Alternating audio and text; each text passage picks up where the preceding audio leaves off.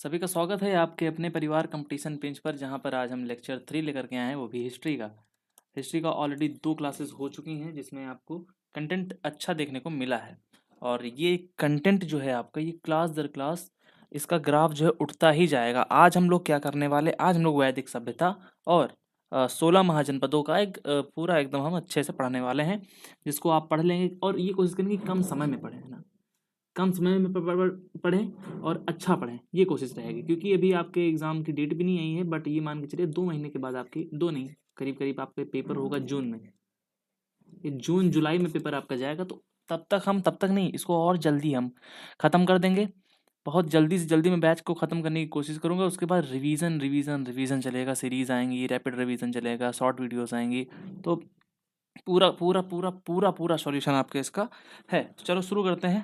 और अगर आप भी डॉगी भाई की, रोगेश भाई की तरह रोना नहीं चाहते हैं, तो आप इस सीरीज से जुड़िए, और इसके बाद आप यही कहेंगे ये तो मेरा फेवरेट था। ठीक है। अब देखो, इतिहास में वैदिक सभ्यता में हम क्या पढ़ने वाले हैं, ये देखते हैं क्या पढ़ने वाले हैं। देखो, इसमें हम क्यों महत्वपूर्ण है, भारतीय समाज, दर्शन, जड़ें जो हैं आपकी परीक्षा में सीधे सवाल इससे बन जाते हैं। वैदिक सभ्यता का ये तीसरा अध्याय है। इसका कार्यकाल आप अगर देख लेते हैं, यानी कि जो इसका समय काल रहा है, वो 1500 से 600 ईसा पूर्व रहा है। और हम क्या पढ़ेंगे इसमें, आर्यों का आगमन पढ़ेंगे, वेदों का ज्ञान, सामाजिक राजनीतिक जीवन पढ़ेंगे, महाजनपद। और बल्कि वेदों का ज्ञान हम थोड़ा बहुत पढ़ चुके हैं इनसे पहले के पहले वाले लेक्चर में भी, इसमें भी देख लेंगे। ठीक है, चलिए स्टार्ट करते हैं। वैदिक सभ्यता। तो वैदिक सभ्यता का समय क्या क्या है, मैं आपको बता चुका हूँ। 1500 से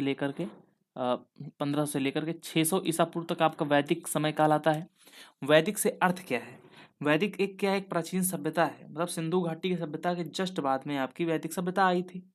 ऐसे ही तो हुआ था। बहुत से ऐसे लोग विद्वान हैं जो मानते हैं आर्यों ने, यानी कि वैदिक सभ्यता के जो लोग थे उनको आर्य कहते थे। जो मतलब उन्होंने आक्रमण करके हड़प्पा सभ्यता जो थी, वो इंडस वैली सिविलाइजेशन जी थी, उसको समाप्त कर दिया था। और बहुत विद्वान ऐसा मानते हैं, जैसे मैक्स मुलर हो गए। मैक्स मुलर तो ये भी मानते हैं कि हाँ, कुछ वहाँ की प्रशासनिक शिथिलता की वजह से हुआ। बहुत से ऐसे मानते हैं जो पहाड़ वगैरह की से आपकी सिंधु घाटी सभ्यता बर्बाद हो गई। खैर, सिंधु घाटी सभ्यता हम पढ़ चुके हैं, अगर आपने नहीं पढ़ा तो उसको पढ़ लीजिए जाके। अभी हम क्या पढ़ेंगे, वैदिक सभ्यता भारत की एक प्राचीन सभ्यता है जो सिंधु घाटी सभ्यता है, हड़प्पा सभ्यता के बाद अस्तित्व में है। और ये जो है एक ग्रामीण सभ्यता है। क्या है ये, आपकी कैसी सभ्यता है, यह एक ग्रामीण सभ्यता है। सामान्यतः ऐसा माना जाता है कि आर्यों ने सिंधु घाटी की सभ्यता नगरों को ध्वस्त करके एक नई वैदिक सभ्यता की नींव रखी थी। इस सभ्यता को आर्य सभ्यता के नाम से जाना जाता है। ठीक है, आर्य सभ्यता को इसमें समाप्त होकर, मतलब आर्य सभ्यता की शुरुआत हुई थी, और सॉरी, वैदिक सभ्यता के सॉरी सॉरी सॉरी आर्य सभ्यता के का यहाँ से उदय हुआ था, और जो इंडस वैली सिविलाइजेशन थी उसका यहाँ पर डाउनफॉल हो गया था। ठीक है। अब देखो, अगर वेद का हम समझे, वैदिक शब्द किससे बना है आपका, जो वैदिक शब्द बना है आपका वैदिक, ये वेद से बना है। ओके। जो वेदों की रचना है वो इसी काल से मानी जाती है। और वेद का अर्थ क्या है, तो वेद का अर्थ मेरे भाई आता है ज्ञान, है ना। वेद का अर्थ होता है ज्ञान, उत्तम,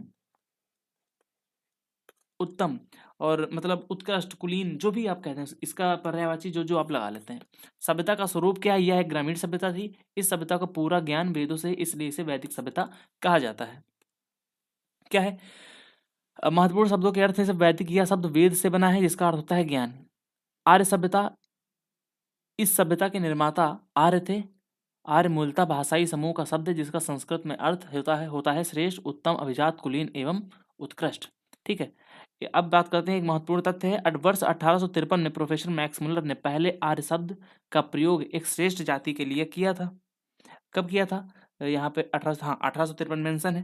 तो उसके लिए किसने किया था, प्रोफेसर मैक्स मुलर ने 1853 में आर्य शब्द का जो प्रयोग किया था, एक श्रेष्ठ जाति के आशय को वहां से स्पष्ट उन्होंने किया था। अब बात करते हैं, वैदिक सभ्यता के 2 पार्ट आते हैं, एक तो आपका ऋग्वैदिक काल और एक आपका उत्तर वैदिक काल। ऋग्वैदिक काल का आप सॉरी इन दोनों के समय सीमा क्या है, अभी आगे देखते हैं। ऋग्वैदिक काल जो आपका 1500 से लेकर के 1000 ईसा पूर्व तक चला है। इसमें क्या था कि इस काल का समय 1500 ईसा पूर्व से लेकर के 1000 ईसा पूर्व तक माना जाता है। इस काल की जानकारी एकमात्र स्रोत आपका ऋग्वेद है। तो आप याद, ऋग्वैदिक काल इसका नाम क्यों पड़ा, क्योंकि इसकी जानकारी जो मिली थी मतलब इससे आपकी ऋग्वेद से मिली थी। ठीक है। और ऋग्वेद में जो आपका ये इस काल की जानकारी का एकमात्र स्रोत है ऋग्वेद। और इस समय आर्य सप्त सैंधव प्रदेश में 7 नदियों की भूमि में आकर बसे थे। 7 नदियों की भूमि क्या है, मतलब जहाँ पे 7 नदियां बह रही थी वो ही आपका सप्त सैंधव क्षेत्र कहलाया। यह क्षेत्र वर्तमान पंजाब अफगानिस्तान के आसपास का इलाका है। ठीक है। उससे पहले हम कुछ समझेंगे, बाकी आपकी देख लेते हैं आगे स्लाइड्स लगी हुई हैं कि नहीं। हाँ जी, सब लगी हुई हैं। ठीक है। अब सामाजिक जीवन इसमें कैसा था, इसमें सामाजिक जीवन कैसा था। और जो ये आपका ऋग्वेद है, ये ऋग्वेद क्या है, ऋग्वेद का यूनानी एक दस्तावेज है। देखो यहाँ पे एक यूनानी नहीं, ईरानी, आपका ईरानी दस्तावेज जो है, आपका ऋग्वेद जो है ईरानी दस्तावेज है आपका जेंद अवेस्ता, आई थिंक, हाँ जेंद, जेंद अवेस्ता। जिंद अवेस्ता एक ईरान का ग्रंथ है, जिसका जो आपका ऋग्वेद है इसी से इंस्पायर है आपका। ठीक है, ऋग्वेद आपका जिंद अवेस्ता से ही इंस्पायर है। ईरानी भाषा का यह प्राचीनतम ग्रंथ है, इसको बात आप याद रखेंगे। अगर आ जाता है ईरानी भाषा का सबसे प्राचीनतम ग्रंथ कौन सा है, तो आपका जिंद अवेस्ता करेंगे, इसी से मिलता जुलता है। ठीक है, इसी से मिलता जुलता है। ठीक है। अभी देखते हैं सामाजिक जीवन क्या रहा है। ऋग्वैदिक समाज पितृ सत्तात्मक था, यानी कि यहाँ पे पिता का शासन चलता था। ये तब अगर जो श्रेष्ठ होता था घर में वो पिता ही होता था, यानी परिवार का मुखिया पिता होता था, जिसे कुलप कहा जाता था। याद रखेंगे ये सब चीजें जो रहेंगी ये इंपॉर्टेंट रहेंगी। कुलप कहा जाता था। समाज की सबसे छोटी इकाई परिवार या कुल थी। इस काल में स्त्रियों की स्थिति काफी अच्छी थी, उन्हें शिक्षा का अधिकार था, वे यज्ञ में भाग ले सकती थी। बाल विवाह, सती प्रथा, पर्दा प्रथा का प्रचलन इस समय में नहीं था। विधवा विवाह की अनुमति थी, जिसे हम नियोग प्रथा के नाम से भी जानते थे। यानी कि विधवा विवाह की जो अनुमति, यानी विधवा का विवाह होना, वो कौन सी प्रथा के अंतर्गत आता था, वो नियोग प्रथा के अंतर्गत आता था। जीवन भर अविवाहित रहने वाली महिलाओं को अमाजू कहा जाता था इस काल में। आप याद रखें कि किस काल में जीवन भर अविवाहित रहने वाली महिलाओं को क्या कहा जाता है, अमाजू कहा जाता है। ठीक है। और अभी क्या कहा जाता है, जानते ही हैं आप। वर्ण व्यवस्था क्या है, मतलब वर्ण व्यवस्था रही थी, इसमें कास्ट में डिवाइड कर दिया गया था समाज को। लेकिन किस आधार पर किया गया था वो देखेंगे। इस समय समाज 4 वर्गों में बटा था, क्षत्रिय, ब्राह्मण, वैश्य और शूद्र। लेकिन यह विभाजन कर्म के आधार पर था, ना कि जन्म पे। अभी क्या है, अभी तो बस लोगों को यही लगता है कि कर्म के ही आधार पर कुछ नहीं होता है, बस जन्म के आधार पर सब कुछ है। लेकिन और कुछ मतलब बैकवर्ड क्लास ने इसको कुछ हद तक मान भी लिया है। वो अपने आप को, मैं अब शहर में तो नहीं कहता हूँ, लेकिन हाँ गाँव में ऐसा है अभी भी, जिसका मैं पूरी तरीके से खंडन करता हूँ। और आपको कर्म से बड़ा होना चाहिए, ना कि जन्म से। और जो वीडियो ऐसी मानसिकता के लोग देख रहे हैं, तो उस वीडियो इससे कुछ आप सीख लें और इसको अपने लाइफ में इम्प्लीमेंट करें। ठीक है, चलो आगे बढ़ते हैं। और हाँ, कुछ चीज़ें ऐसी भी हैं जैसे कि आप, ज़्यादा ज्ञान चलो नहीं दूंगा, जब बाद में दूंगा। जन्म नहीं है ना, इसका उल्लेख ऋग्वेद के 10वें मंडल के पुरुष सूक्त से मिलता है। देखो 10वें मंडल के पुरुष सूक्त से मिला है क्या आपके, यानी कि जन्म के आधार पर कोई श्रेष्ठ नहीं है, तो इसको तो किसी ने नहीं पढ़ा, इसकी बड़ाई या इसकी अच्छाई को किसी ने नहीं देखा। मनुस्मृति में जो लिखा हुआ है, मैं उसका क्या लिखा है वो नहीं बोलूंगा यहाँ पर, बट उसको तो किसी ने जला दिया था, तो उसको यहाँ पर क्या हुआ, सब जलाने लगे, सब उसका विरोध करने लगे। अपनी आंखें खोलो, कम से कम अपनी आंखें खोल के देखो भाई। अगर उसमें कुछ गलत है तो उसको निग्लेक्ट करो, बट पॉजिटिविटी को तो अपनाओ तुम अपने अंदर। चलो आगे बढ़ते हैं। अभी देखते हैं ऋग्वैदिक काल में जो सामाजिक जीवन था, यानी कि ऋग्वैदिक का जो सोशल लाइफ थी, इसमें 1500 से 1000 बीस तक इसका काल रहा था। स्त्रियों की उच्च स्थिति, याद रखेंगे ऋग्वैदिक काल में स्त्रियों की उच्च स्थिति थी। बाल विवाह और सती प्रथा इसमें नहीं था। ठीक है। गायों को क्या कहते थे, अजन्मा कहते थे, अघन्या कहते थे, सॉरी, जिसका वध न किया जाए, है ना, अघन्या कहते थे, यहाँ पर गलत लिखा है। और पितृसत्तात्मक परिवार हुआ करता था इसमें। कर्म आधारित वर्ण व्यवस्था थी, और ऐसा नहीं था कि जन्म के आधार पर ही आपको ऐसा ऐसा कर दिया जाएगा। ग्रामीण और गो केंद्रित जीवन था, मतलब एक अच्छा सा जीवन, इसमें मस्त सा जीवन चलता था। आप ये बात याद रखेंगे। इसमें राजनीतिक जीवन कैसा था, आर्यों का जीवन कबीलाई, यानी कि एक जो ट्राइब्स अभी रहते हैं ना, कबीले बना के रहते हैं, कबीले को जन कहा जाता था, उस तरह से रहते हैं। अभी भी बहुत से स्टेट्स ऐसे हैं जहाँ पर कबीले निवास करते हैं। कबीले का मुखिया को राजन या राजा कहा जाता था। राजा का पद वंशानुगत नहीं था, मतलब कर्म के आधार पर। मैंने चीजें कही ना, ऋग्वैदिक काल में हर चीज कर्म के आधार पर थी। राजा के पास असीमित अधिकार नहीं थे, उस पर नियंत्रण रखने के लिए सभा, समिति और विदत जैसी संस्थाएं थी। सभा यह श्रेष्ठ और कुलीन लोगों की संस्था थी। समिति यह सामान्य जनता की प्रतिनिधि सभा थी। और विदत, विदत क्या था? यह सबसे प्राचीन संस्था थी जिसमें लूट के माल का बंटवारा होता था। ये इंपॉर्टेंट है। विदत क्या है? इसमें क्या होता था? लूट का जो माल होता था भाई, लूट का जो माल होता था उसका बंटवारा होता था। इसके अलावा आपका जो परिवार का जो प्रधान था, परिवार प्रधान यानी कि जो श्रेष्ठ होगा आपका, जो जिस सत्ता चलाएगा, आपका परिवार प्रधान ऐसा लिखते हैं, तो उसको क्या कहते थे? उसको कहते थे कुलप। क्या कहते थे मेरे भाई? कुलप या फिर गृहपति। सॉरी, कुलम लिख दिया, कुलप। ऐसे कुलप या फिर गृहपति। कुलप या गृहपति कहते थे परिवार को जो श्रेष्ठ होता था, है ना। और कई कुलों को मिला करके, कई कुल जो आपके थे, मान लो ये कई कुल हो गए, कुल कुल, तो कई कुल मिला करके आपका एक क्या बनता था? एक आपका पूरा ग्रामीण बनता, ग्राम बनता था, ग्राम बनता था। क्या बनता था? ग्राम बनता था। और ग्राम मिला करके आपका पूरा विश्व बनता था, और विश्व मिला करके आपका पूरा जन बनता था, जो आज के नाम पर जनपद जाना जाता है। लेकिन लेकिन लेकिन ऋग्वेद में जनपद शब्द का उल्लेख बिल्कुल भी नहीं है। जनपद शब्द का उल्लेख ऋग्वेद में बिल्कुल भी नहीं है, इस बात को आप याद रखेंगे। तो क्या है उसमें? तो ऋग्वेद में सबसे ज्यादा बार जन शब्द का उल्लेख हुआ है। सबसे ज्यादा बार किस शब्द का उल्लेख हुआ है? जन शब्द का हुआ है। फिर उसके बाद पृथ्वी और राजा, फिर उसके बाद पृथ्वी तथा राजा, राजा का हुआ है। ठीक है, सबसे ज्यादा उल्लेख इनका हुआ है। जनपद शब्द का उल्लेख एक बार भी नहीं हुआ है, आप याद रखेंगे। और इसी में प्रसिद्ध दसराग युद्ध, दसराग युद्ध का वर्णन इसमें किया गया है। दसराग युद्ध का वर्णन इसमें किया गया है, जो आपका चलो छोड़ो, बाद में बताएंगे। चलो, दसराग युद्ध की जानकारी मैंने आगे दी है ना, इसलिए मैंने कहा बाद में बताएंगे। अभी देखते हैं ऋग्वैदिक काल की राजनीतिक जीवन क्या था। तो इसमें सबसे टॉप पे जन होता था, फिर विश्व, फिर ग्राम, फिर कुल। कुल जो होती थी वो सबसे छोटी इकाई होती थी। कुल कुल मिलकर के ग्राम बनाते थे, फिर ग्राम ग्राम मिलकर के आपका विश्व बनाते थे, फिर विश्व विश्व मिला करके आपका जन सर्वश्रेष्ठ एक जो एरिया रहता था उसको बनाया जाता था। ठीक है। राजन और कबीलाई से कबीला, जो कबीलों का जो मुखिया होता था उसको राजा कहते हैं। पुरोहित जो होता था, प्राइस्ट जो पूजा करे, राजन राजा होता। सेनानी जो युद्ध करे। और स्वैच्छिक भेंट या बलि, स्वैच्छिक भेंट मतलब अपने मन से जो दिया जा सके, कोई नियमित कर इसमें नहीं था। ठीक है। बाकी और जो युद्ध और सुरक्षा में गविष्ठी वगैरह चलती थी, तो आप इस पर चीजें आप पढ़ेंगे इसको।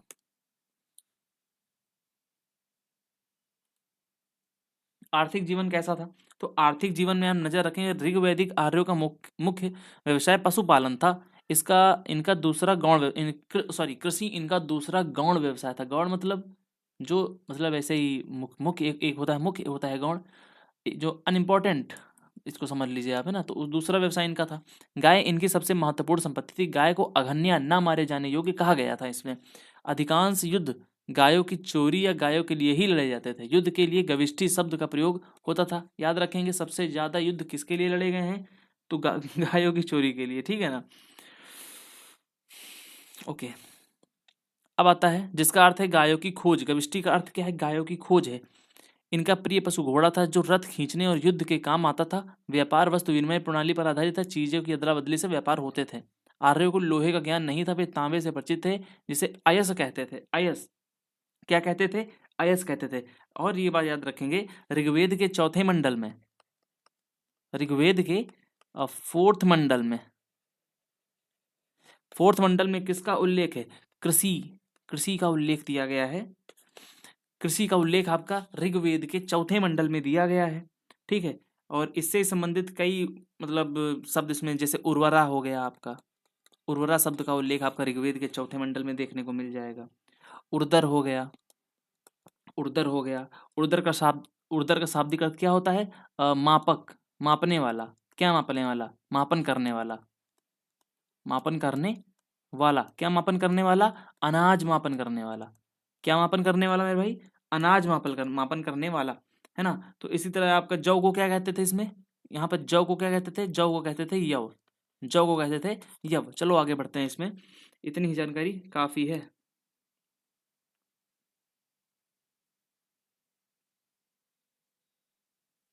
ठीक है, अभी देखते हैं ऋग्वैदिक काल की जो आर्थिक स्थिति का एक यहाँ पे अवलोकन कर लेते हैं फटाफट, कि आर्थिक व्यापार होता था, शिल्प होता था, कृषि, और पहले देखो संग्रहण और आखेटक होते थे लोग, फिर लोग कृषि करने लगे, फिर शिल्प हुआ, फिर शिल्प से व्यापार तक इनकी गतिविधियां गई थी। और गौ आधारित इनकी इकोनॉमी थी, और कृषि और शिल्प उत्पादन आपका इनका प्रमुख काम था। गोधन, काउ वेल्थ, और वस्तु विनिमय, गाय को इसके बराबर में नहीं तौलते थे ये लोग। और मर्चेंट होते थे आपके, जिसको हम पानी कहते थे। पानी को क्या कहते थे मेरे भाई? पानी को कहते थे मवेशियों के चोर। सॉरी, वेल्थी मर्चेंट, पानी को किसको कहते थे भाई?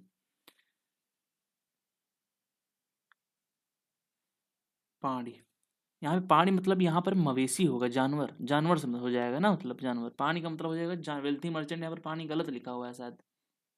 जो पानी का मतलब होता था वो जानवर से होता था, मवेशी इसको कहते थे। बाकी इसमें भी राजन होता था, और स्किल्ड आर्ट्समैन इसमें भी होते हैं, जिसको हम करमारा कहते थे। क्या कहते थे? करमारा कहते थे। ओके, चलो आगे बढ़ते हैं। धार्मिक जीवन पर नजर डालेंगे। ये लोग प्रकृति पूजक थे और देवताओं को प्रसन्न करने के लिए यज्ञ किया करते थे। इस काल में मंदिर या मूर्ति पूजा के प्रमाण नहीं मिले हैं, ये सबसे बड़ी चीज है। लोग इसमें कंफ्यूज हो जाते हैं कि क्या इसमें क्या बोलते हैं उसको, मंदिर और पूजा पाठ के कोई वो अवशेष या सबूत मिले हैं? तो नहीं, ऐसा नहीं है। तो इसमें कई कई देवताओं को मतलब इसमें पूजा होती थी, इसके अवशेष जरूर मिले हैं। जैसे कि ये इंद्र, ये ऋग्वैदिक काल के सबसे महत्वपूर्ण देवता था। इन्हें पुरंदर, किले को तोड़ने वाला और वर्षा का देवता कहा गया, जो अभी तक भी इनको कहा जाता है। ऋग्वेद में इनके 250 सूक्त वर्णित हैं। इंद्र जी के, जो पुरंदर के नाम से जाने जाते थे आपके ऋग्वेद में, उनके कितने सूक्त वर्णित है? 250 सूक्त वर्णित हैं। अग्नि, ये दूसरे प्रमुख देवता थे। इन्हें मनुष्य और ईश्वर के बीच मध्यस्थ माना जाता था। 200 सूक्त इनके हैं। इन्हें वरुण जी को, इन्हें जल या समुद्र का देवता माना जाता था। साथ ही इन्हें ऋतस्य, ऋतस्य गोपा, नैतिक नियमों का रक्षक भी माना जाता। फिर आपका सोम आ गया। सोम में आपका वनस्पति के देवता थे, जिसका उल्लेख ऋग्वेद के 9वें मंडल में दिया गया है। फट से वीडियो को पॉज करेंगे और आप क्या करेंगे, इसका तुरंत रिवीजन कर लेंगे। इसमें कई देवता, जैसे आकाश के देवता हो गए, अंतरिक्ष के देवता हो गए, पृथ्वी के देवता हो गए, है ना, अग्नि, सोम, सरस्वती, बृहस्पति इत्यादि इत्यादि कई जानकारियां हैं। अभी देखते हैं ऋग्वेदिक काल में, इसमें आपकी वर्षा के जो देवता थे वो आपके इंद्र जी थे। अग्नि के आपका मध्यस्थ हो गए अग्नि, जो आपके वरुण जी थे, सॉरी आपको दिखाता हूँ इधर, जो आपका अग्नि देवता थे वो आपके मध्यस्थ थे। और फिर आपका वरुण जी जो थे वो जल के देवता थे, और इन सब के देवता थे आपके ऋतुओं के। यज्ञ और प्रकृति की पूजा इसमें होती थी, और मंत्रोच्चारण की स्तुति इसमें होती थी। कोई मंदिर या मूर्ति पूजा के अवशेष नहीं मिले हैं, ये सबसे इंपॉर्टेंट पॉइंट इसमें बनता है। पूजा पद्धति पे विश्वास जरूर था इन पर, लेकिन पूजा करने या मूर्ति पूजा या मंदिर के अवशेष कोई नहीं मिले हैं। ठीक है, चलो आगे बढ़ते हैं। प्रमुख नदियां इसमें कौन कौन सी थी, सब समझेंगे, सब समझेंगे। बाकी आपको एक ओवरव्यू देता हूँ। एक देखो, ये देखो भाई, क्या कंटेंट है।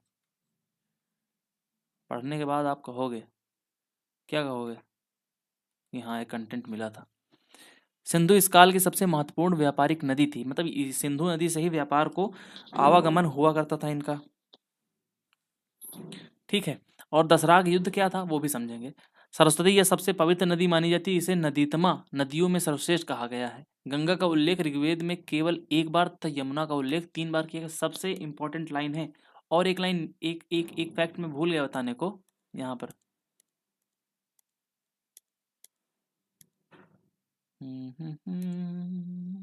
सामाजिक जीवन में यहाँ पर क्या था, मतलब इसमें जो स्त्रियों को क्या कहा जाता था, जैसे कि आपका, जैसे हाँ, जैसे आपका गृहिणी हो गया, गृहिणी हो गया, तो गृहिणी को इसमें क्या क्या जाता था, इसमें कहा जाता था जायद, जायद, जायदसतम कहा जाता था। क्या कहा था? जायदसम कहा जाता था, यानी कि मतलब गृहिणी ही घर है। इसका मतलब क्या था? गृहिणी ही घर है, गृहिणी ही घर है। सामाजिक जीवन में ऐसा कहा जाता था। बाकी आप आगे देखेंगे। ओके, अभी देख लेते हैं जो आपका सप्त सैंधव प्रदेश था, अपनी प्रमुख नदियों के बारे में हम नजर डालेंगे। जो आपका ऋग्वैदिक काल की प्रमुख नदियां, जैसे आपकी गोमती हो गई, सिंधु हो गई, और सबसे प्रमुख नदी नदीतमा यानी कि सरस्वती नदी हो गई, है ना। और आपका फिर विपाशा हो गई, जिसको परशुनी को रावी कहते थे, विपाशा को यास कहते थे, सप्तरी को सतलज कहते थे, है ना। और ये सब आपकी उत्तर दिशाओं में थी, हिमालय से निकलती थी। और सुवास्ता हो गई, कुभा हो गई, तो ये सब कुरुमु हो गई, तो ये सब आपकी नदियां होगी जिनको आप एक बार वीडियो को पॉज करके अच्छे से आप इनको पढ़ लेंगे। अभी आते हैं दसराग युद्ध क्या था, अच्छे से समझेंगे। देखो दसराग युद्ध क्या होता है, जिसको हम 10 राजाओं का युद्ध के नाम से इसको जानते हैं हम, है ना। जो किसके किसके बीच में हुआ था, 5 आर्य तथा 5 अनार्य, जो 10 राजा थे, जो 10 राजा थे, 10 जो राजा लोग थे, जिसमें 5 आर्य थे और 5 अनार्य थे। आर्य में कौन था, तो आपके एक तो राजा से राजा सुदास हो गए और एक आपके भरत जी हो गए। एक भरत वंश के राजा सुदास थे, यहाँ पर लिखते हैं राजा सुदास, राजा, वैसे चीजें लिखी हुई हैं यहाँ पर, वैसे देखते हैं तो हाँ ये यहाँ पर लिखा हुआ है, बट समझ लीजिए राजा सुदास जो थे ये आपके भरत वंश के थे। भरत वंश के शासक थे राजा सुदास, भरत वंश के शासक थे राजा सुदास, और इनका युद्ध किससे हुआ था आप ये बताएंगे, किससे हुआ था, और ये युद्ध हुआ कहाँ पर था। ये आपका परशुनी नदी यानी जो आज की रावी नदी है, रावी नदी के किनारे ये युद्ध हुआ था। ठीक है,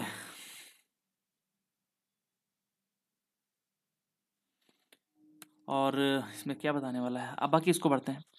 विश्वामित्र युद्ध के कारण क्या थे, विश्वामित्र और वशिष्ठ के बीच पुरोहिती प्रतिद्वंदता चल रही थी कि एक विश्वामित्र जी थे और एक वशिष्ठ जी थे, गुरु वशिष्ठ और विश्वामित्र के बीच पुरोहिती के लिए, जो पुरोहित मतलब मैं प्रमुख का जो एक ट्रेंड होता है आज भी है, उनके बीच में क्या चल रहा था कि हम मैं श्रेष्ठ मैं श्रेष्ठ, लेकिन सुदास की राजनीतिक महत्वाकांक्षा का विस्तारवाद था, उनकी वजह से इनके जो सुदास का राजनीतिक विस्तार था वो नहीं हो पा रहा था।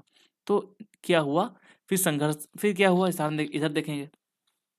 राजा सुदास भरत त्रिस्तु कबीला के त्रिस्तु त्रिस्तु कबीला से आते थे, पुरोहित थे इनके वशिष्ठ, और भरत वंश के राजा सुदास थे। तो इसी वजह से यहाँ पर युद्ध छिड़ा, और विपक्ष में कौन था, 10 राजाओं का संघ था, जिसको पंचजन कहते हैं। पंचजन यानी कि अनु, द्रहु द्रहु यदु, तुर्वस, पुरु और प्लस 5 अन्य कबीले थे, जो आयोजक जी उसके मिश्रम विश्वामित्र जी थे, और इधर आपके कैसे भरत से थे, है ना।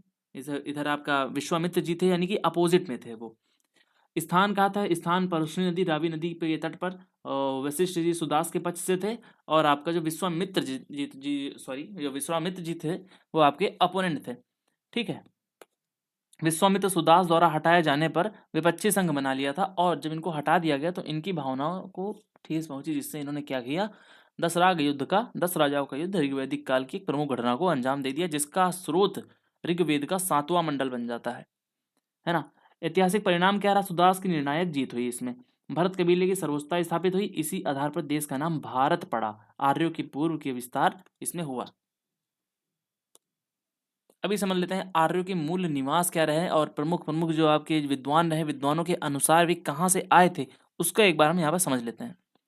प्रोफेसर मैक्स मुलर ने कहा था कि मध्य एशिया, जो बैक्टीरिया के फील्ड से नाम से जाना जाता था, वहां से आए हैं, प्रोफेसर मैक्स मुलर ने कहा था। प्रोफेसर पेंका ने कहा था जर्मनी के मैदान से ये लोग आए हैं, प्रोफेसर पेंका ने कहा था कि लोग जर्मनी के मैदान से आए हैं। नेहरिंग एवं प्रो गार्डन चाइल्ड ने कहा था कि दक्षिणी रूस से आए हैं ये लोग। कहाँ से आए हैं, दक्षिणी रूस, यानी कि आप तभी आपका यहाँ तक रूस का व्यापक विस्तार था, तो यहाँ तक आप मान लीजिए, हाँ थोड़ा बहुत आगे पीछे, यहाँ तक, यहाँ से, तो यहाँ से आए थे। डॉक्टर अविनाश चंद्र दास ने कहा था कि सप्त सैंधव प्रदेश, मैंने जो आपका सप्त सैंधव प्रदेश दिखाया था ना यहाँ पर, ये वाला एरिया, ये आपका सप्त सैंधव प्रदेश है, यहाँ से ये लोग आए थे। गंगानाथ झा ने कहा था कि ब्रह्मर्षि देश, जो आपका ब्रह्मर्षि देश जो मध्य का एरिया है उसको कहते हैं। गाइल्स महोदय ने कहा था कि हंगरी और डेन्यूब नदी के पास से ये लोग आए थे। और तिब्बत में क्या था, स्वामी दयानंद सरस्वती से कहा, सरस्वती जी ने कहा था कि ये लोग तिब्बत से आए हैं। बाल गंगाधर तिलक ने कहा था कि उत्तरी ध्रुव आर्कटिक प्रदेश से लोग आए हैं। तो ये तो सरासर गलत है भाई। ठीक है, और इसमें इनमें से प्रोफेसर मैक्स मुलर का मध्य एशिया का सिद्धांत सर्वाधिक मान्य है। तो हाँ, जो अभी मान्यता है वो अमान्यता में प्रोफेसर मैक्स मुलर का जो सिद्धांत है वही है। ठीक है, बाकी एक दो बार इसको आप पीडीएफ को पढ़ लेंगे तो आपको सारी जानकारी अच्छे से मिल जाएगी। अभी देखते हैं सप्त सैंधव प्रदेश क्या है, जो आपका इंपॉर्टेंट बन जाता है।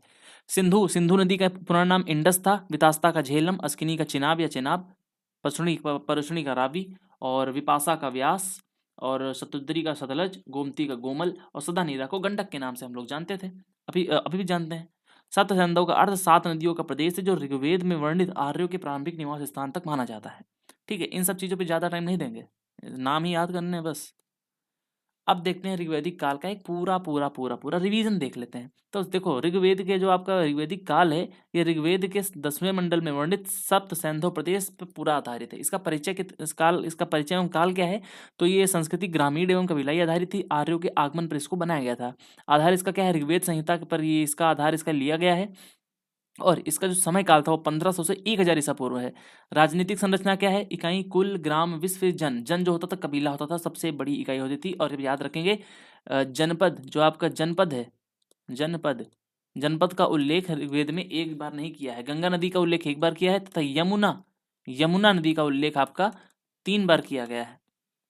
संस्थाएं, सभा समिति, विदत सलाहकार, विदत जो होता था सलाहकार समिति, बाकी आप इसको देखेंगे। सामाजिक जीवन में पितृसत्तात्मक परिवार होता था। स्त्रियों का स्थिति अच्छी थी, बाल विवाह वगैरह नहीं होते थे, वो सब बढ़िया था। भौगोलिक विस्तार मैंने आपको बता दिया है। सिंधु सार्वत्रिक वर्णित है। सरस्वती को नदिमा कहते थे। अन्य को पर्शनी, रावी, वितास्ता, झेलम मैं पिछली साइड में आपको बता चुका हूँ। ये सप्त सैंधव प्रदेश में रहते थे। आर्थिक जीवन आधार पशुपालन, गाय को अगन्य कहते थे, मुख्य धन था क्योंकि इनका। और कृषि गौण व्यवसाय था। मुख्य फसल यव, यव मतलब जौ, यव को हम क्या कहते थे? जौ कहते हैं। विनिमय, वस्तु विनिमय, बार्टर सिस्टम चलता था। अन्य, पाणी, पाणी के व्यापार, पशु, पशु खो मतलब पशु चोर, मतलब यहाँ पे बताया ना, वहाँ पे चीजें मैंने करेक्ट की थी, वहाँ पे गलत गलत गलत इन्फॉर्मेशन मर्चेंट से संबंधित दिया था, लेकिन मैंने बताया था आपको कि जो पाणी है वो व्यापारी या फिर पशु चोर के नाम से जानते थे। धातु को अयस कहते थे। अयस में आपका तांबा आता था। तांबा आता था, क्या आता था आपका? तांबा आता था, अभी भी आता है। प्रमुख घटना दसराग युद्ध हुआ। स्थान परशुनी नदी के तट पर हुआ। परिणाम भरतवंशी राजा सुदास की विजय हुई और पुरोहित वशिष्ठ जी बन गए। ओके, अभी देखते हैं क्या है। डॉक्टर, डॉक्टर क्या है? धार्मिक जीवन क्या रहा है? प्राकृतिक पूजा, यज्ञ प्रधान बहुदेववाद था, लेकिन मंदिर या मूर्ति के अवशेष नहीं मिले हैं, तो आप इसको देख लेंगे आराम से, है ना। उत्तर वैदिक काल समाप्त हुआ। सॉरी फिर यहाँ से आपका उदय हुआ उत्तर वैदिक काल का। ऋग वैदिक काल यहाँ से आपका समाप्त हुआ और यहाँ से आपका जो जो आपका उत्तर वैदिक काल था वो शुरू हो गया, जिसकी समय सीमा आपकी 1000 ईसा पूर्व से लेकर के 600 ईसा पूर्व तक मानी जाती है। लौह युग की क्रांति जिसने बदल दिया भारत का इतिहास। सप्त सैंधव से आपका गंगा यमुना के दोआब में चीजें आ गई। गंगा यमुना के दोआब में चीजें आ गई। इसमें भौगोलिक बदलाव क्या हुआ? सप्त सैंधव से गंगा यमुना घाटी की ओर प्रस्थान उन्होंने कर दिया और इसका नाम क्या पड़ गया? उत्तर वैदिक काल। लोहे को श्याम अयस्क की खोज हुई। कृषि मुख्य पेशा बन गया था इसमें। राजनीतिक बदलाव इसमें क्या हुआ? छोटे जन बड़े बने और विशाल जनपद, राजा हुआ शक्तिशाली। मतलब छोटे जन जो थे वो आपके जन क्या बन गए? जन आपका बन गए, पूरे जनपद बन गए। तो पहली बार जनपद का उल्लेख कहाँ पे मिला? उत्तर वैदिक काल में आपको देखने को मिला। 1 मिनट, चलो। उत्तर वैदिक काल का समय काल मैं आपको बता चुका हूँ, जो 1000 ईसा पूर्व से लेकर के 600 ईसा पूर्व तक था, है ना। इस काल की जानकारी ऋग्वेद को छोड़कर बाकी तीनों वेदों, सामवेद, यजुर्वेद, अथर्ववेद तथा ब्राह्मण ग्रंथों, अरण्यक और उपनिषदों से मिलती है। इस काल की सबसे बड़ी क्रांतिकारी घटना थी लोहे की खोज। लोहे की खोज हुई थी जो लगभग 1000 ईसा पूर्व में अंतरजी खेड़ा, एटा, उत्तर प्रदेश में हुई थी। लोहे ने कृषि और हथियारों को मजबूत किया, जिससे समाज पूरी तरह से बदल गया। ठीक है। और वैदिक संहिताएं जो हैं आपकी, जो आपका वैदिक संहिताएं जितनी भी हैं, उनमें मुख्यतः आपका कितनी नदियों का उल्लेख मिला है? वैदिक संहिता, हाँ, वैदिक संहिताओं में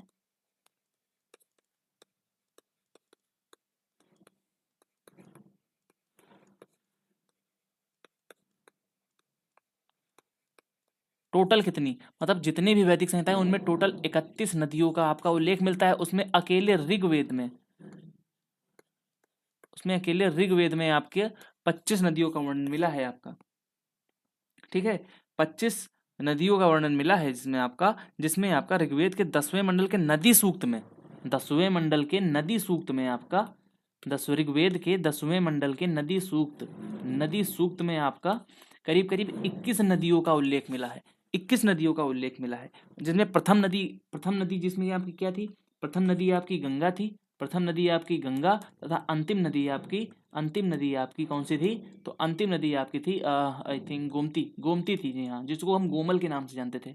गोमती, गोमती गेम चले, है ना, गोमती, जिसको हम गोमल के नाम से तभी जानते थे उत्तर वैदिक काल और वैदिक काल में। इसका भौगोलिक विस्तार क्या था? भौगोलिक विस्तार को समझेंगे, शिफ्टिंग हो गई। शिफ्टिंग का मतलब हो गया एक जगह से दूसरी जगह पे लोग चले गए। सप्त सैंधव प्रदेश से आपके जो जितने भी वहाँ के जितने भी मतलब वहाँ के निवासी थे वो अपना स्थान बदल करके कहाँ चले गए? गंगा और यमुना के दोआब के पास चले गए। ठीक है, चलो। गंगा यमुना दोआब पश्चिमी उत्तर प्रदेश का और हरियाणा में बस गए। केंद्र, अब आर्य संस्कृति का केंद्र सप्त सैंधव नहीं बल्कि कुरु और पांचाल, दिल्ली मेरठ बरेली वाला क्षेत्र बन गया था। विंध्य पर्वत, इस काल के अंत तक आर्यों को विंध्य पर्वत का ज्ञान हो गया था, यानी कि दक्षिणी सीमा का ज्ञान हो गया था। नदियों में बदलाव, अब सरस्वती लुप्त होने लगी थी और गंगा यमुना प्रमुख नदियां बन गई थी। अब समझते हैं ये उत्तरवेदी काल के भौगोलिक विस्तार को समझेंगे। सिलसिले हुए। ठीक है, उत्तर वैदिक काल।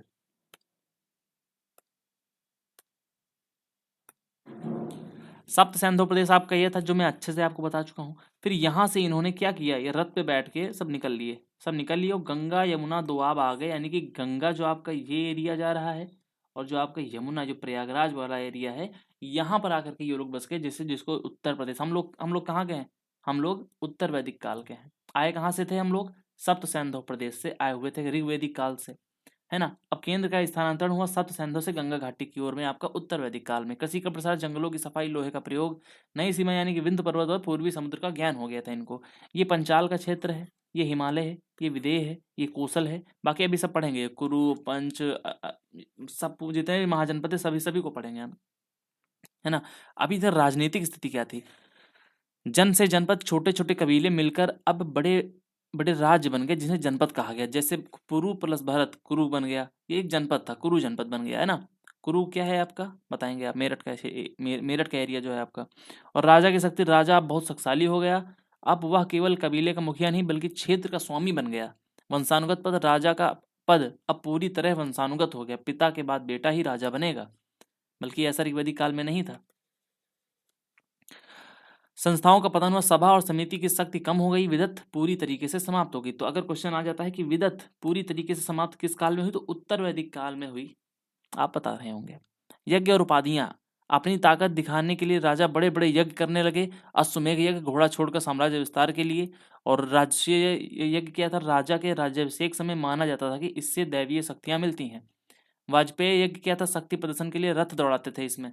और जो कर प्रणाली थी, टैक्स सिस्टम था, अब जनता से जबरदस्ती कर वसूला जाने लगा, मतलब एक टाइप की क्रुएल्टी आने लगी लोगों में, जिसे बलि और शुल्क कहा जाता था। इसे इसे वसूलने के लिए भागदुध नामक अधिकारी, भागदुध क्या था याद रखेंगे।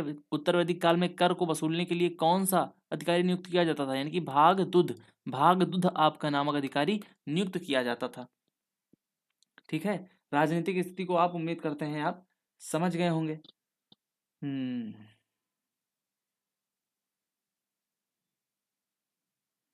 और इसमें एक चीज है, उत्तर वैदिक काल में जो आपका इसमें अथर्ववेद, अथर्ववेद अथर्ववेद में जो आपका सभा तथा समिति ये क्या थी? ये अभी क्वेश्चन पूछा गया है आपका, बहुत जल्दी ही क्वेश्चन पूछा गया, दिल्ली पुलिस 2025 में क्वेश्चन पूछा गया है। जो आपका सभा तथा समिति थी, ये प्रजापति जो ऋषि ऋषि प्रजापति थे, प्रजापति की पुत्रियां मानी गई हैं, ये दोनों डॉटर्स मानी गई हैं। क्या मानी गई हैं मेरे भाई? डॉटर्स मानी गई हैं, है ना। खैर इसके अलावा और बहुत सी जानकारी देने के लिए हैं, लेकिन छोड़ो।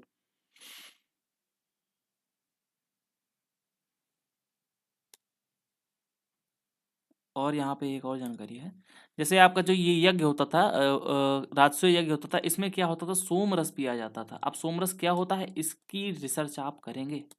सोमरस पिया जाता था इसमें,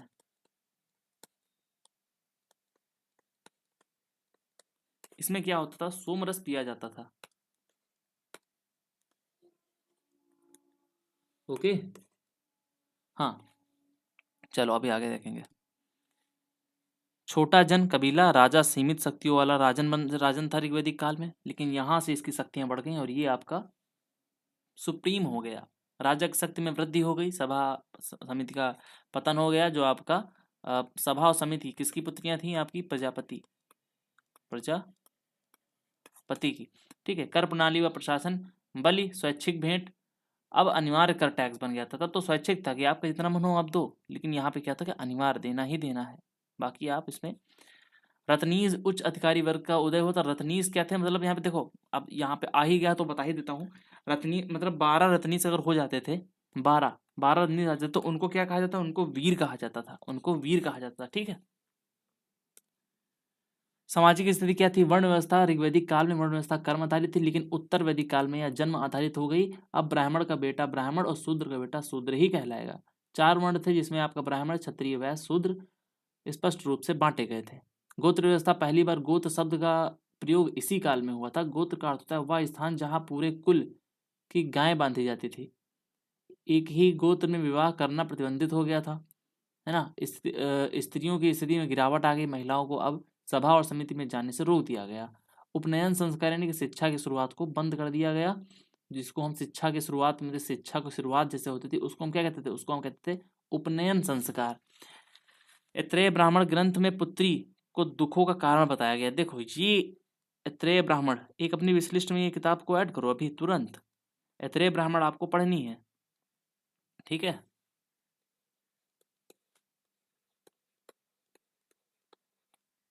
आखिर इसमें क्या कहा गया है, आप इसका रिसर्च करें। इसमें क्या बताया गया है, बेटियों को दुखों का कारण बताया गया है। पुत्री को क्या बताया गया, दुखों का कारण बताया गया है। दुखों का कारण बताया, क्यों बताया गया है। अब मैं पढ़ूंगा इसको तो मैं आपको बताऊंगा, है ना। मैंने पढ़ा तो है नहीं अभी। यार ये गलत चीज है, बिल्कुल गलत है। आश्रम व्यवस्था, इसमें मनुष्य के जीवन के 100 वर्ष मानकर 4 आश्रमों की शुरुआत हुई, जिसका उल्लेख कहाँ से मिलता है, जबालोपनिषद से मिलता है। इसका उल्लेख जो है जबालोपनिषद से मिलता है, जिसमें ब्रह्मचर्य, शिक्षा, गृहस्थ परिवार, वानप्रस्थ संसार से दूरी और संन्यास मोक्ष, जिसको हम अभी भी कहते हैं। आप इसको पॉज करके आप इसको अच्छे से पढ़ेंगे। आर्थिक स्थिति क्या थी, मुख्य व्यवसाय था पशुपालन, गौण हो गया, और कृषि लोगों का मुख्य पेशा बन गया। लोहे का प्रयोग, लोहे के फाल यानी कि प्लॉक्शेयर बन गए, बनने से गहरी जुताई, और जिसको हल कहते हैं ना, हल कहते थे, और जुताई संभव हुई, जिससे अनाज का उत्पादन बढ़ा। लोहे के ये लोग श्याम अयस या कृष्ण अयस कहते थे।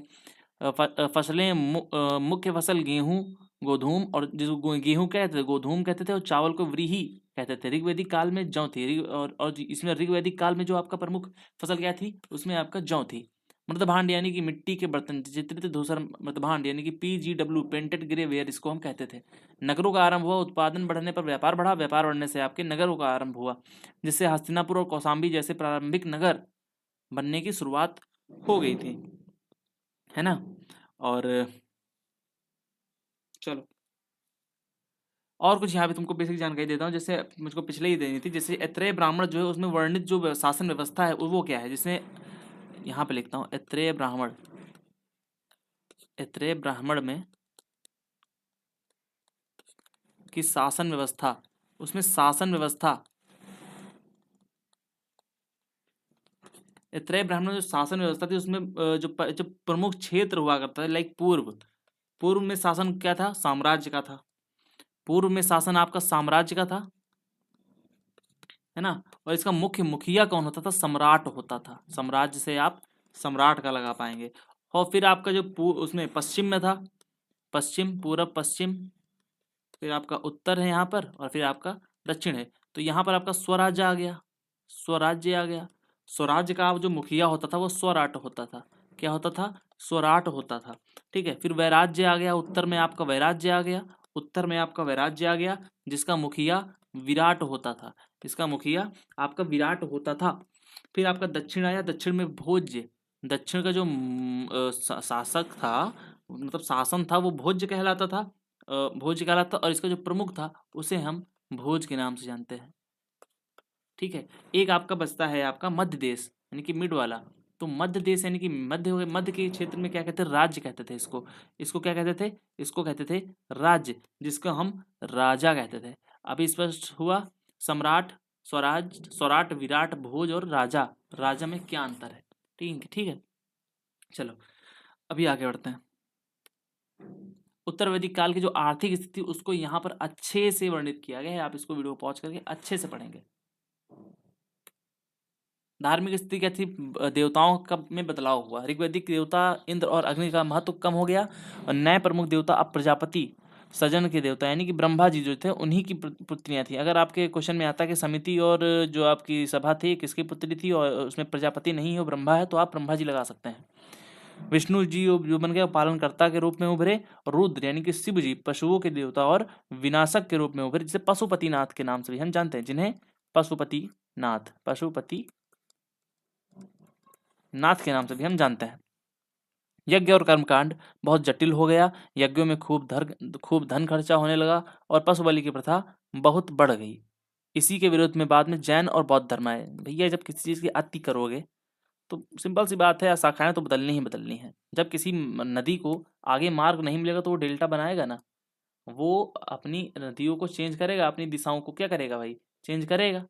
तो ये जो है प्रमुख शाखा, ये आपकी सनातन धर्म की है ना, या फिर आर्य सभ्यता की है। ये यहाँ से निकल करके ये आपका जैन निकल गया, ये आपका जैन निकल गया। क्यों? यहाँ पे बैरियर्स आ गए बहुत सारे।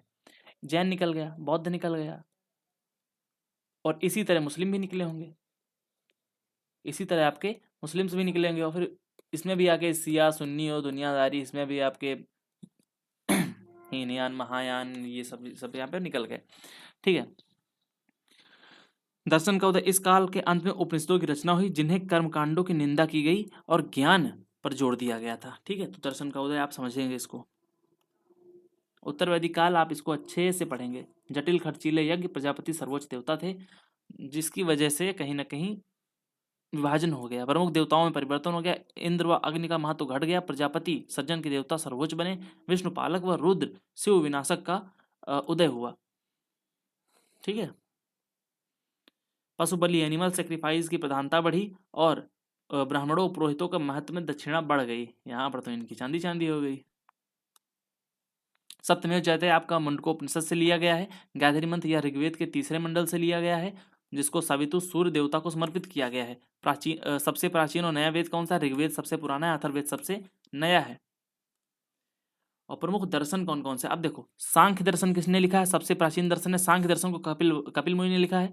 योग दर्शन पतंजलि, न्याय गौतम, वैशेषिक कणाद, जिसमें आपका साइंस विज्ञान से संबंधित है, ये आपका विज्ञान से संबंधित है ना। पूर्व मीमांसा आपका जैमिनी में लिखा गया है। उत्तर मीमांसा बद्रायण जिन्हें लिखा है, और चारवाक जिन्हें चारवाक को लिखा है। ठीक है ना, नोट रखेंगे या याद रखेंगे, पूर्व मीमांसा को पूर्व मीमांसा तथा वेदांत को उत्तर मीमांसा के नाम से हम जानते हैं।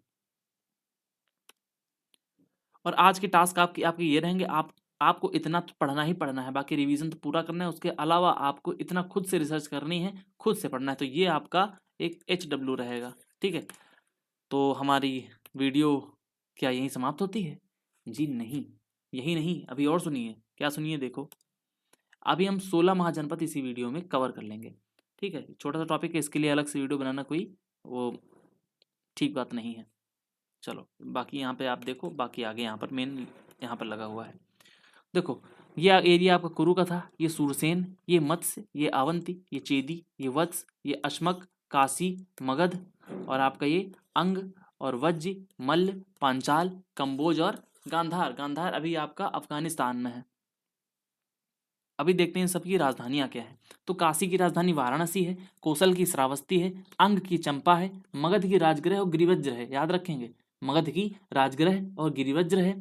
वज्र की आपकी वैशाली है, मल्ल की कुशीनगर व्यापावा है, चेदी की है सुक्तिमती है, और वत्स की कौशाम्बी है, कुरु की इंद्रप्रस्थ है, पांचाल की ऐछत्र या कांपिल्य है, मत्स्य की विराटनगर है, सुरसेन की मथुरा है, असमक की पोटन या पोटली है, अवंत की उज्जैनी महेशमती है, और गांधार की तक्षशिला, और कंबोज का कंबोज का हाटक और राजपुर है। तो आप क्या करेंगे, इसको 5 टाइम्स अभी पढ़ेंगे 5 टाइम्स वीडियो को पॉज करके। ठीक है ना, इससे आपको क्या होगा, तुरंत चीजें याद हो जाएंगी, इसके बाद आप कभी नहीं भूलेंगे। अब देखो, 16 महाजनपद के जो प्रमुख फैक्ट्स इनसे बने हैं उसको देख लेते हैं हम एक बार। क्या देख लेते हैं? जो 16 महाजनपद के जो अन्य फैक्ट्स बने हैं, जैसे आपका सबसे शक्तिशाली कौन हुआ, ये सब जो पॉइंट्स बनते हैं उसको हम यहाँ पर देख लेते हैं। चलो देखो, काशी राजधानी वाराणसी विद्या और व्यापार के लिए प्रसिद्ध थी। कोसल राजधानी श्रावस्ती की थी, जो आधुनिक अवध क्षेत्र के लिए प्रसिद्ध थी। है ना। हम्म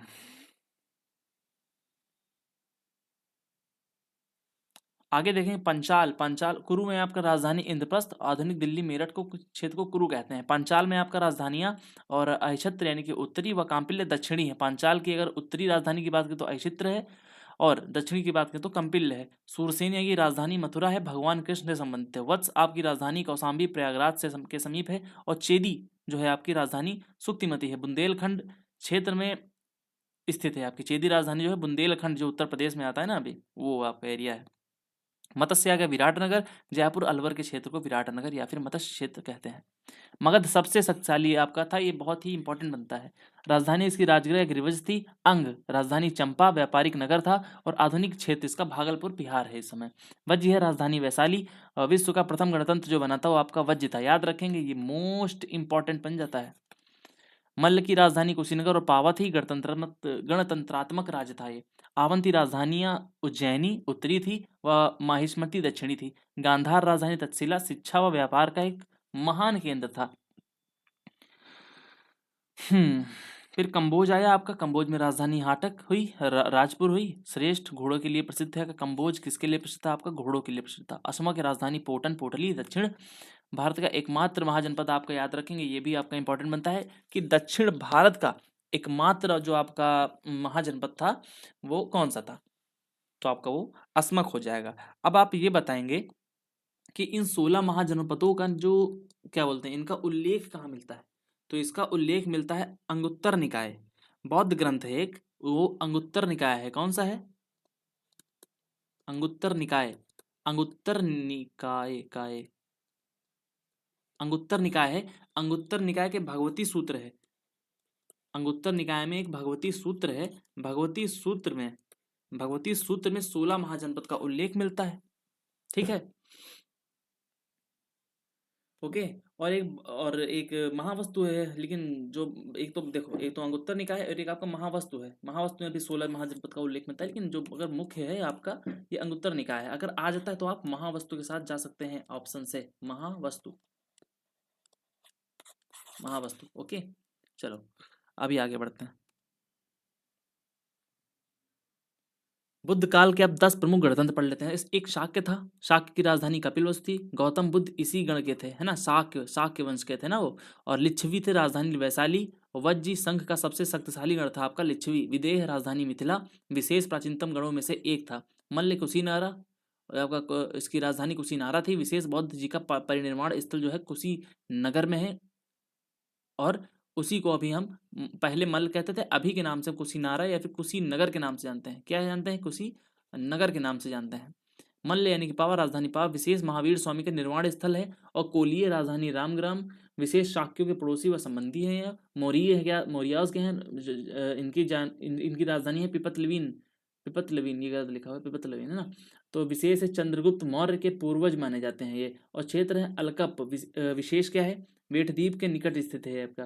क्षेत्र क्या है इनका? जो आपका बुलीज है, आपका बुलीज, ये क्षेत्र इनका अलकप है। बुली अलकप साउथ का है ये। कलाम्स क्या है? तो क्षेत्र केसपुत्त है।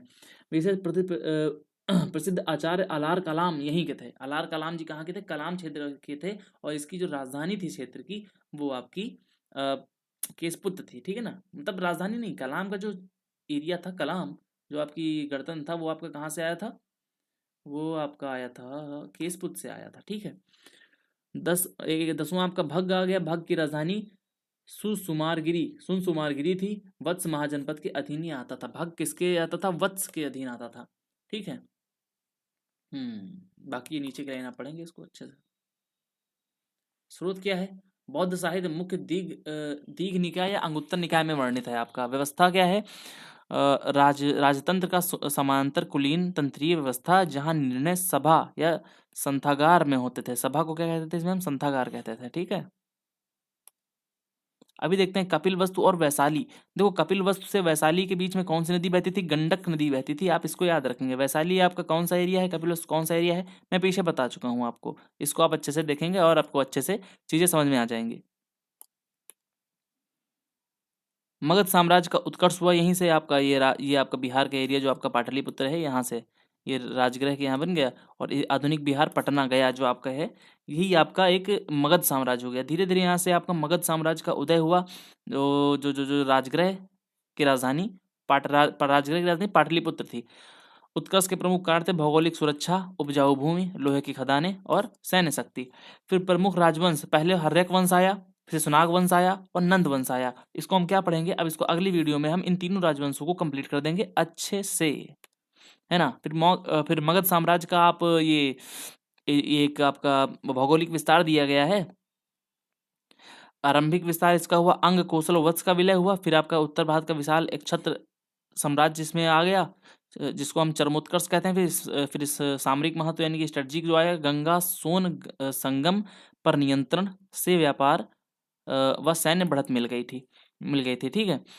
मगध जो था वो सबसे शक्तिशाली था, याद रखेंगे, मगध सबसे शक्तिशाली आपका जनपदों में से एक था, महाजनपदों में से एक था। अभी आपने सब्सक्राइब नहीं किया तो कर लो, क्योंकि अब समझ रहे हो ना। तो वीडियो कैसी लगी बताएं कमेंट बॉक्स में, और आपको स्पेशल टॉपिक्स की आप टॉपिक्स कमेंट बॉक्स में बताते रहें, आपको चीज़ें मिलती रहेंगी। तो चोमू जी आपको कह रहे हैं कि चैनल को सब्सक्राइब कर लो। जय हिंद एंड जय भारत। और हाँ, नोट्स चाहिए तो अभी तो कुछ दिन में मैं अभी मेंशन करने लगूंगा उसको क्या बोलते हैं, टेलीग्राम लिंक को। अभी आप क्या करेंगे, अभी आप मेरे इंस्टाग्राम पर जाएंगे जो आपका competition.pinch है, आप वहाँ पर जाएंगे, वहाँ पर जस्ट मुझको फॉलो कर लेंगे और वहाँ पे आपको मेरे जो बायो है वहाँ से आपको चीज़ें मिल जाएंगी, डिस्क्रिप्शन वगैरह, ठीक है। तो चलिए मिलते हैं आपको अगली वीडियो में, तब तक के लिए जय हिंद।